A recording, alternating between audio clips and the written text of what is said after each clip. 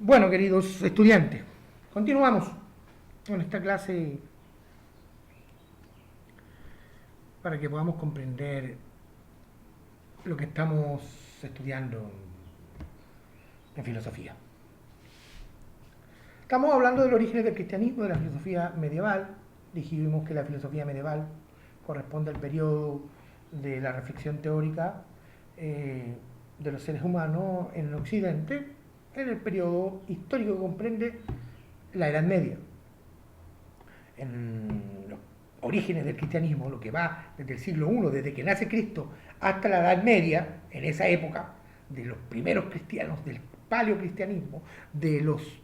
Acuérdense que paleo significa antiguo, o sea, el antiguo cristianismo, la antigua forma de interpretar la creencia en Cristo. ¿Listo? También dijimos que los gnósticos eran los que habían expandido la forma de creer en Cristo desde varias alternativas. ¿Viste? Ellos, los gnósticos, provenían ya de cultos anteriores, en el antiguo Egipto, ¿listo? Que la relación con la divinidad.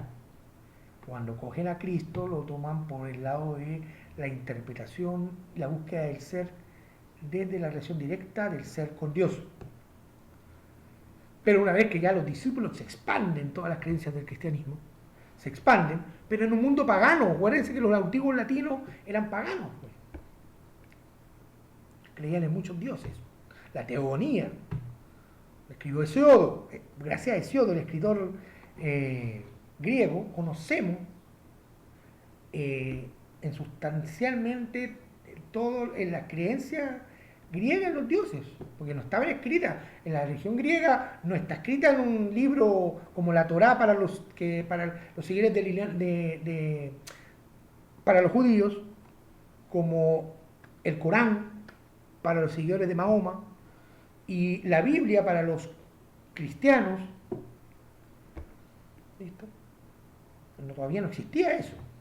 Fue en el concilio de Nicea en donde se propaga, primero en el Edicto de Milán, se acepta el culto en el Imperio Romano de Oriente de varias religiones. No solamente el paganismo, que provenía de los antiguos dioses griegos, ya se acuerdan. Pues entonces coinciden muchas creencias en ese mundo romano, en ese mundo latino. En la película de San Agustín sale muy bien eso. Entonces ya cuando en el Concilio de Nicea se reúnen muchas formas de interpretar a Cristo, las creencias de Cristo y el cristianismo, y los evangelios, pues surgen muchos evangelios. Ahora se están descubriendo esos evangelios en los manuscritos encontrados en el Mar Muerto. ¿Listo? Los evangelios de Judas, de María Magdalena, evangelio de Santo Tomás, evangelios apócrifos se llaman. O sea que no están en el Concilio de Nicea. El Concilio de Nicea se reúnen los obispos, diferentes credos de interpretar a Cristo, y uniforman la vida de Cristo en los 4 evangelios que nosotros conocemos, que no soy experto en el tema, pero estamos dando una idea. Entonces los 4 evangelios de las Santas Escrituras. Y esas son las que conocemos, las que están reunidas en la Biblia, ¿cierto? En el Nuevo Testamento. A partir de ahí surge la religión en Teodosio. Teodosio, ya, mira, el 313 me parece que es el concilio, el edicto de Milán, en donde se autoriza al cristianismo ya como religión en un mundo de religiones diversas, en el mundo del paganismo del Imperio Romano. Después en el concilio de Nicea se uniforma el cristianismo. Y ya en el 380, después de Cristo, Teodosio nos dice que la única religión romana va a ser el cristianismo. Por lo tanto, ya empieza la doctrina cristiana a ser una idea uniforme. ¿Listo? Doctrina, adoctrinamiento. Pues si yo les pidiera a ustedes que pensaran como piensa el profesor, estaría adoctrinándolos, pero yo no lo estoy adoctrinando. Yo les enseño el libre pensamiento, para que ustedes por sí mismos, dentro de un abanico de posibilidades, puedan decidir en el libre albedrío, basado como hombres cultos, en tomar las decisiones por sí mismos. ¿Listo? Esta clase es todo lo contrario a ser adoctrinamiento. El adoctrinamiento te dice cómo pensar. No, la clase de filosofía nos enseña a pensar por sí mismos, para dudar de la verdad absoluta. Porque no existen verdades absolutas. Son las que interpretan los seres humanos para conocer la verdad. ¿Listo? Está el pensamiento científico, el pensamiento religioso. Dentro de la filosofía, varias formas, sistemas de pensamiento que vamos a ir conociendo a lo largo de este curso. ¿Listo? Entonces, bueno, la filosofía toma este cuerpo cristiano y empieza a analizarla. El mundo todavía tenía el mundo romano, o sea, el mundo de los antiguos pensadores clásicos griegos. Sócrates, Platón, Aristóteles. Recuerden que Platón fue discípulo de Sócrates y Aristóteles discípulo de Platón. Dentro de las muchas formas de pensamiento del clásico. Acuérdate que el mundo clásico era el mundo de Grecia y de Roma. ¿Listo? Eran paganos, creían en muchos dioses, pero en la filosofía medieval solo creemos en un solo dios. Y hasta la fecha, la mayoría de las religiones creen en un solo dios. La cuerpo de las religiones monoteístas, judaísmo, cristianismo y el islam. ¿Listo? Por supuesto, en la India hay otras creencias religiosas. Incluso hay parte del budismo que es una creencia religiosa prácticamente atea, que no cree en un ser divino, sino un estado del alma que es el nirvana, un estado sublime del alma. ¿Listo? Son varias formas de interpretar para tratar de comprender esta vida que es difícil de comprender. Pero nosotros nos fijamos en el cristianismo, ¿se acuerdan? Todos aquellos que aún deben el primer periodo de filosofía deben hacer los talleres, el taller de filosofía medieval, donde conocimos la patrística, que son los padres de la iglesia, o sea, aquellos pensadores que empezaron a reflexionar en torno a las creencias espirituales religiosas del cristianismo y su relación con los antiguos filósofos griegos, con el saber clásico. Sócrates, Platón, Aristóteles. ¿Ya? Descubrimos a varios pensadores, principales San Agustín.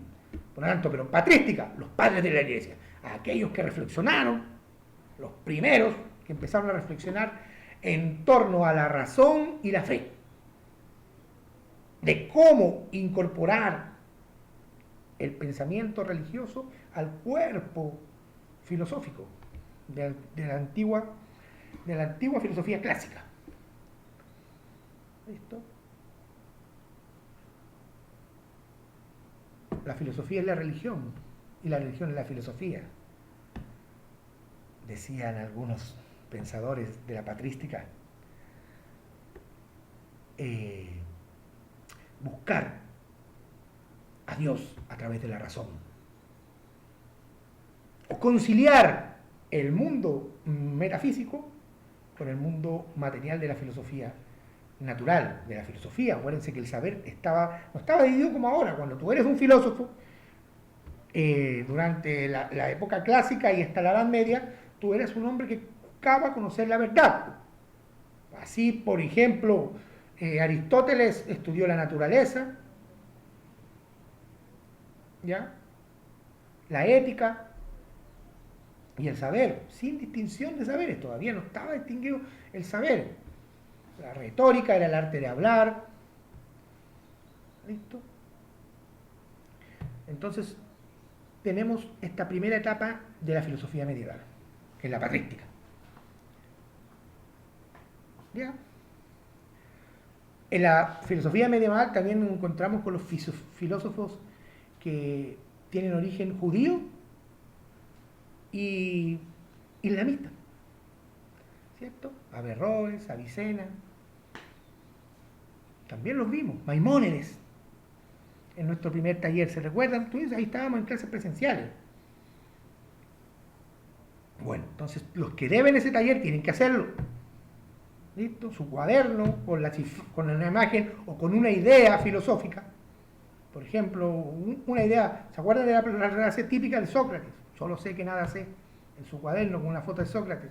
Esa es la decoración del cuaderno de filosofía. Puede ser esa, como puede ser cualquier otra idea, un pensamiento suyo. El taller de la filosofía medieval.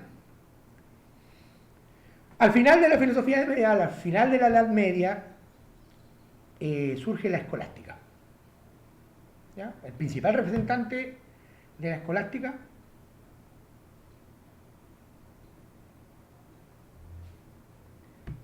¿ya? La escolástica es el intento de combinar la filosofía aristotélica con la razón. O sea, el estudio de la naturaleza con la razón. El estudio racional del mundo con la fe. Santo Tomás fue su máximo representante. ¿Cierto? Nosotros vimos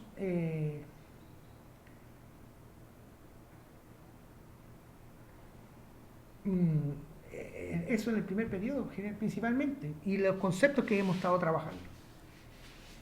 Aquel que perdió el examen de filosofía medieval tiene la posibilidad de explicar en un mapa conceptual qué es la filosofía medieval, qué es la patrística, qué es la escolástica.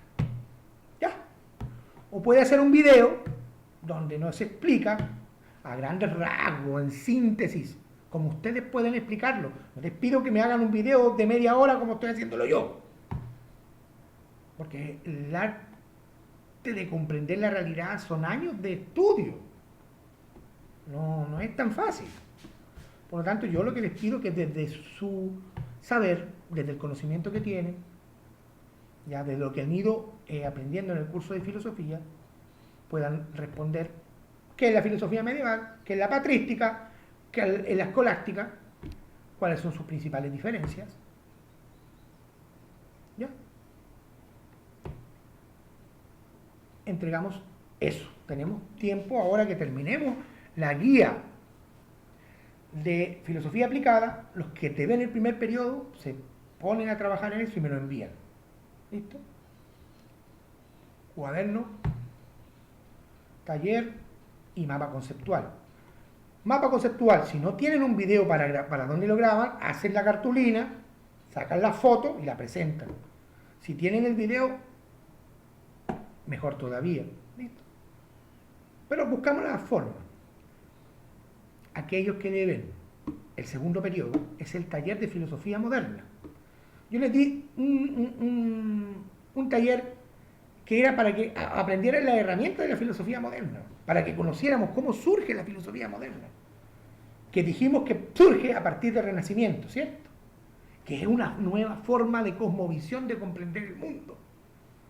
Ya no es teocéntrico el mundo del Renacimiento, sigue la creencia en Dios, como hasta el día de hoy, pero ya deja entrever la explicación del mundo a través del estudio de la naturaleza, de la filosofía natural, del estudio científico del mundo. Surge Copérnico, Galileo, Kepler, Newton. ¿Listo? Así se va formando el cuerpo desde el pensamiento científico que vamos a ver. Terminando este periodo, la filosofía, el origen de la filosofía moderna, vamos a ver el pensamiento científico. Ahí vamos a retomar a estos grandes científicos, pensadores y filósofos. ¿Listo? La importancia que tiene el pensamiento científico, o sea, la ciencia, en la filosofía moderna. La importancia de Copérnico, Galileo, Newton, Kepler, en la formación de la filosofía moderna. O sea, ya el mundo, a través del Renacimiento, donde se vuelve a retomar los cánones estéticos clásicos, es decir, los cánones, las formas de hacer arte de la antigua Grecia y Roma, en la antigua Grecia. Desde que existía la escultura griega, que yo les pasé en arte, no habían surgido nuevos escultores, artistas, arquitectos ni pintores de la calidad de la antigua Grecia, del antiguo mundo clásico, de Grecia y de Roma. No habían surgido filósofos que estudiaran la naturaleza desde variados puntos de vista. No, porque estábamos dogmatizados por el pensamiento teocrático, por el pensamiento en que todo dependía de la que decía la Santa Escritura. Así, la Tierra era el centro del universo y todos los astros giraban en torno a la Tierra. Pero Copérnico nos enseñó lo contrario, que nosotros girábamos en torno al Sol. Es una herejía, va en contra de las Sagradas Escrituras. Hoy sabemos, y la Iglesia reconoce, que la verdad es que nuestro diminuto planeta gira en torno al Sol y apenas este sistema solar es parte de la Vía Láctea, que tiene millones y millones de estrellas y sistemas solares y mundos posibles. Y que la Vía Láctea apenas es una galaxia de miles, de millones, de millones de galaxias, y que este universo es tan extenso que nuestra pequeña imaginación no logra total dimensión. Les explicaba que la ciencia es apenas una llama en la oscuridad y que siguiendo esa llama podemos ir investigando y conociendo el mundo a través de esa llamita en medio de la oscuridad. Pero para eso tenemos que tener nuestra mente abierta para ir conociendo el mundo, desde la ciencia, el arte, la filosofía, la ciencia exacta, las matemáticas, que nos sirven para organizar el mundo. ¿Cierto? Que decía Wittgenstein, que no existe ninguna verdad excepto el mundo de las matemáticas. Porque la única que podemos predecir la verdad, 2 más 2 es 4 y 4 más 4 es 8. Y nos sentimos contentos y satisfechos de que podemos predecir esa verdad.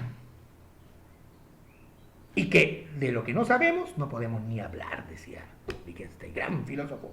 Escribió el Tractatus Logicus Mathematicus. Y yo le explicaba que el hombre, ser humano, trataba de entender el mundo. Y que las matemáticas servían para eso, para atender de comprender el mundo, para hacer edificios, sumar, restar y entender el mundo. Pero para la naturaleza eso le importa qué carajo. Yo les explicaba que yendo, por ejemplo, de acá, de Coveñas a Tolú, me encontraba siempre y veía el manglar, ¿cierto?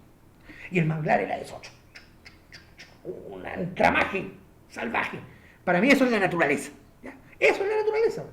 Pero el hombre, que hace el ser humano, aplana ahí, mide 15 metros para acá y 30 por el fondo hasta donde le dé la fuerza de quitar el manglar y ordenarla.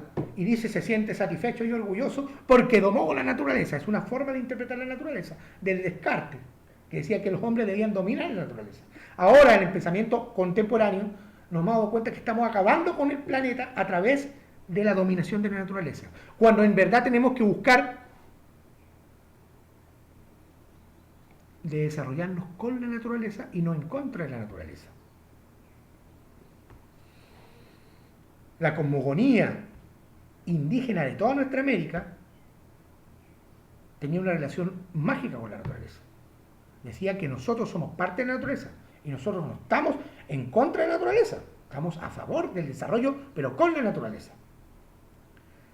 En toda nuestra América, morena, mestiza e indígena.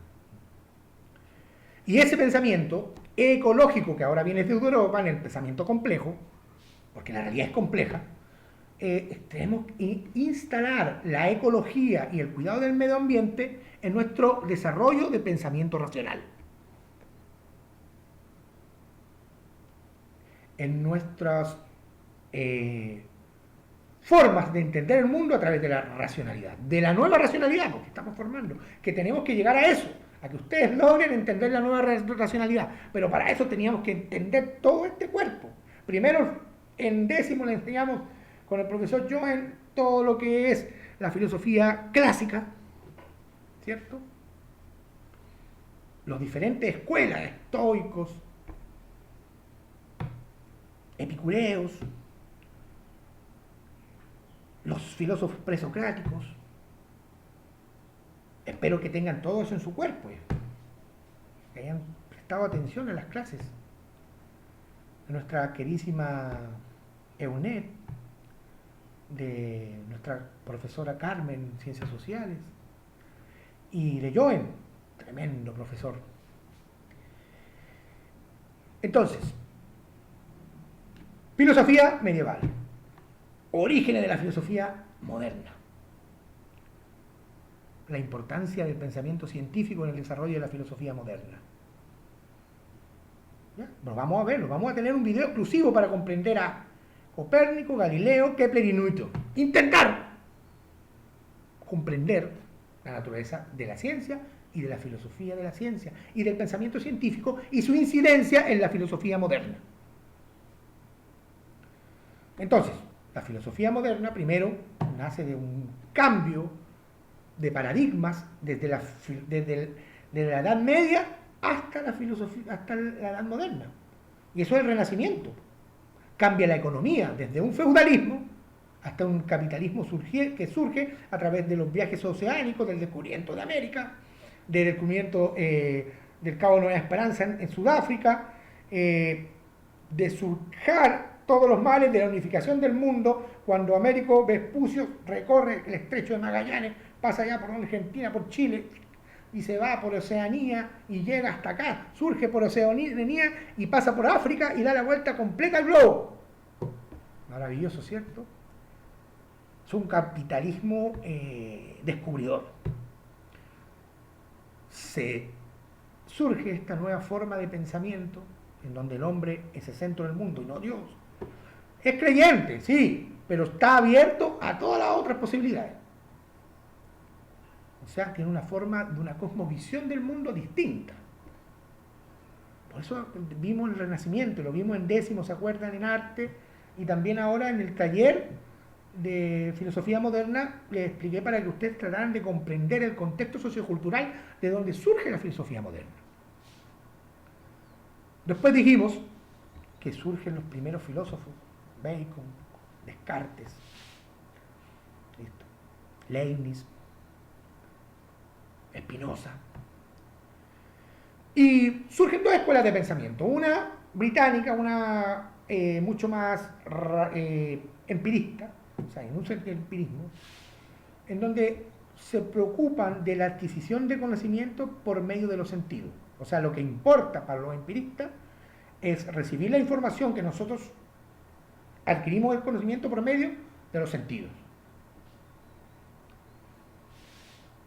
Por lo tanto, surge la forma de interpretar la realidad mediante la prueba y el error, mediante la experiencia. ¿Listo? Y la otra escuela, racionalista, con Descartes a la cabeza, con Baruch Spinoza y con Leibniz, nos dice que hay formas de adquirir conocimiento que provienen anterior a la experiencia, que vienen de la intuición.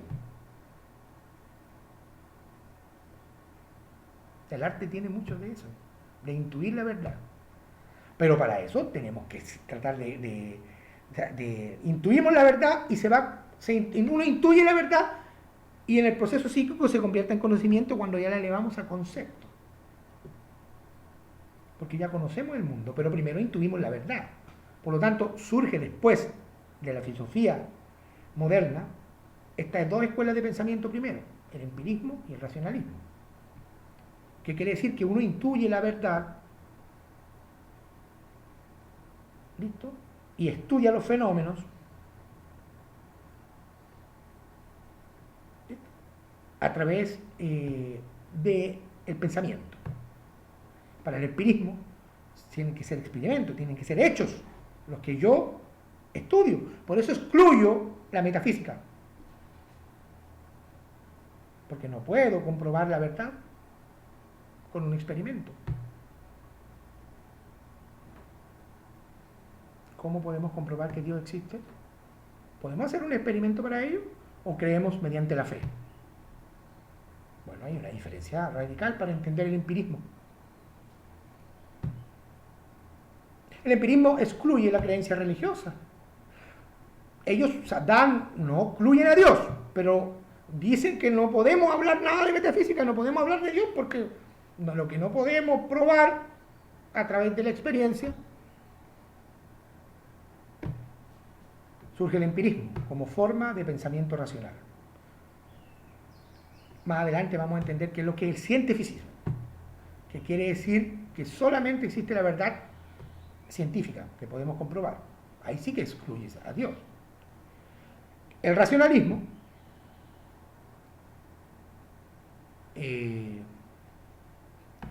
privilegia el pensamiento de buscar la verdad, de encontrar la verdad mediante la razón, o sea, mediante el pensamiento, cuerpo aristotélico, si se quiere.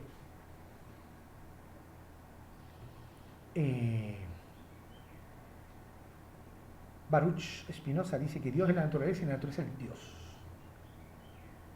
Por eso lo condenan, es panteísta, ¿listo? Y lo condenan. La escuela, como él venía de la región judía, que venían saliendo, huyendo de España, se refugiaron, ¿listo? Los Países Bajos. Entonces, Baruch Spinoza es excomulgado de la religión judía, porque negaba la existencia real de Dios, sino que decía que Dios era la naturaleza es Dios y Dios es la naturaleza. Los naturalistas que vamos a ver en arte también dicen que la naturaleza es la realidad es la naturaleza. Entonces Baruch Spinoza no niega la existencia de Dios, pero dice que esta es la naturaleza, la propia naturaleza. Que no hay un señor allá que se llame, no, que Dios está en la naturaleza y la naturaleza es Dios.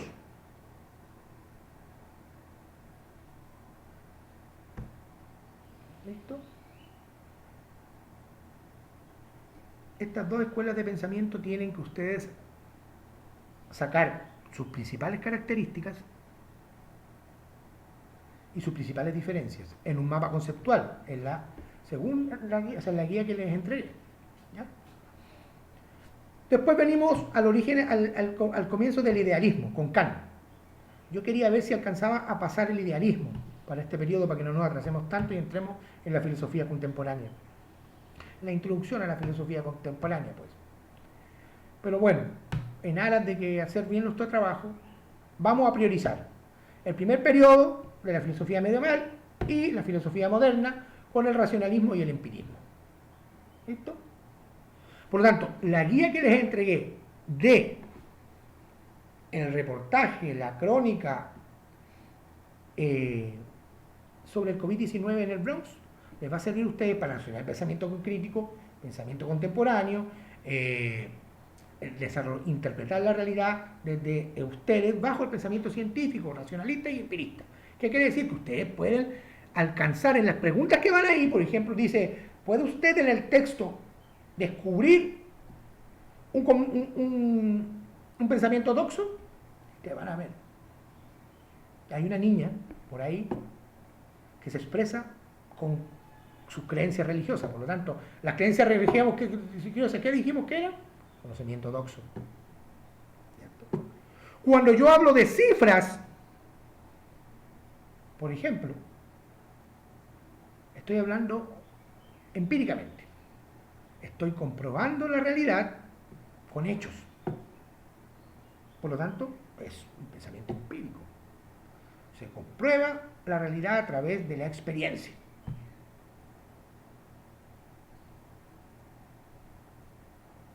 El 50% de la población en el Bronx vive en la calle, por ejemplo, el 10%, el 20%.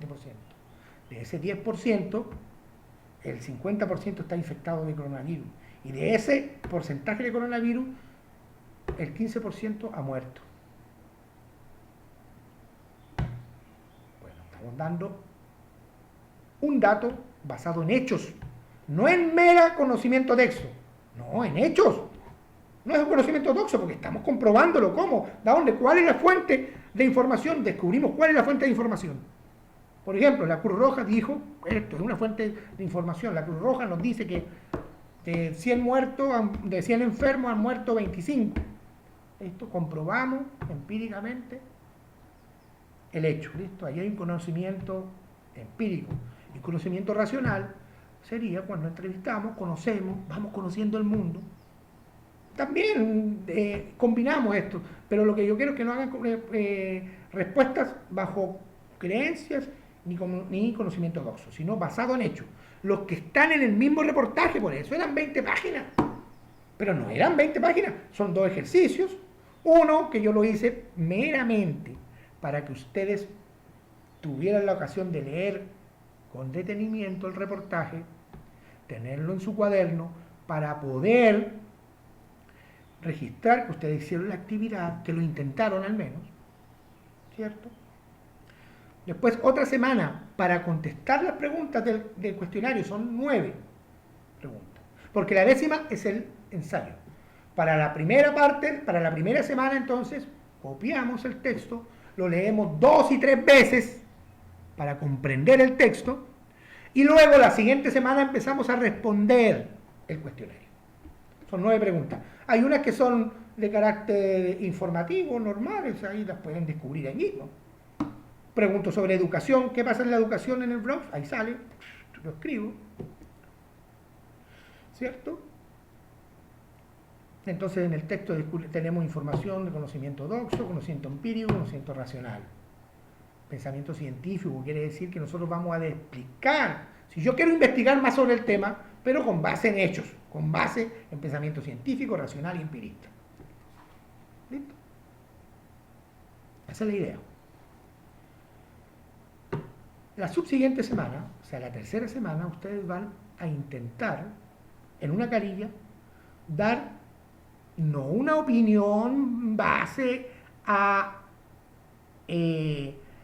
interpretaciones mágicas, religiosas, creencias, no. Van a dar una opinión de lo que ustedes piensan basado en los hechos. Van a hacer un pensamiento crítico, van a decir lo que ustedes piensan, pero basado en los hechos. ¿Listo? Bertrand Russell, otro filósofo que vamos a ver, nos enseña eso. ¿Qué es lo que primero veo para estudiar la realidad? Los hechos. ¿Listo? Pienso el mundo. Entonces, vamos a tener 3 semanas para resolver esta guía. La primera semana es para escribir el texto en el cuaderno, la segunda para el cuestionario y la tercera para contestar o para escribir el ensayo. El texto lo copian en el cuaderno, ¿ya? Y la respuesta del cuestionario y el ensayo la envían en formato Word o PDF a mi Messenger, Mario Alejandro Vergara Leiva, a mi correo electrónico con arte y filosofía 2020 @gmail.com. ¿Ya? En la guía salen todos los datos. En la página de educación artística van a estar estos videos, ¿ya? Y se los voy a pasar al profesor Leonardo para que logre que a todos tengan estos videos para que ustedes se sientan más seguros para contestar. ¿Listo? Para navegar en el universo insondable del conocimiento, la ciencia, el arte y la filosofía. Para sernos ricos en espíritu, que esto no lo puede robar nadie. A nosotros nos pueden robar un auto, nos puede explotar el gobierno, pero lo que tenemos acá, nadie te lo puede quitar. Nadie. Ese es el espíritu humano. Quien desarrolla y cultiva su espíritu es un hombre libre. Porque tiene el mundo en su ser, en su alma, en su espíritu, en su intelecto. No depende de otros para ser feliz. ¿Ok? Que Dios los bendiga, la naturaleza de la vida.